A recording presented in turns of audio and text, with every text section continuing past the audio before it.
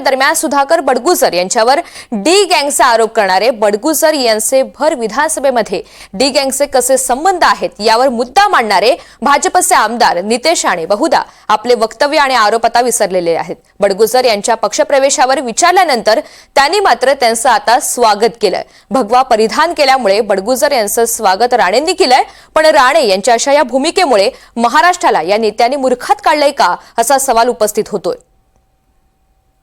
आज विधानसभा में 93 bomb blast का जो प्रमुख आरोपी है दाऊद इब्राहिम, उसका करीबी सलीम कुत्ता जो लाइफ जन्म टेप में लाइफ उसको सजा लगी है, लाइफ इम्प्रिजनमेंट लगी है, और जब भी वो पेरोल पे था, पेरोल के खत्म होने के आखिरी दिन पे उसने एक पार्टी की और वो पार्टी में उसके साथ उद्धव ठाकरे के शिवसेना का, उभाटा के शिवसेना का नासिक महानगर प्रमुख सुधाकर बडगुजर, ये उसके साथ उन्होंने पार्टी की। जो ये फोटोग्राफ में दिख रहा है उस पार्टी के वीडियो भी मेरे पास है।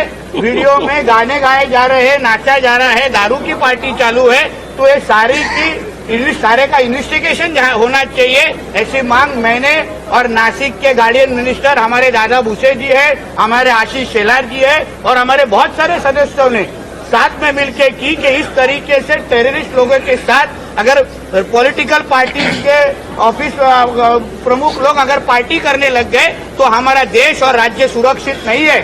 और हम सबके मांग के अनुसार हमारे होम मिनिस्टर और हमारे देवेंद्र फडणवीस जी ने, डीसीएम साहब ने इस सारे विषय के ऊपर एसआईटी इंक्वायरी जाहीर की है। बडगुजरांच्या हल्लीचा प्रवास हा हिंदुत्वाच्या दिशेने फार जोमाने सुरू आहे।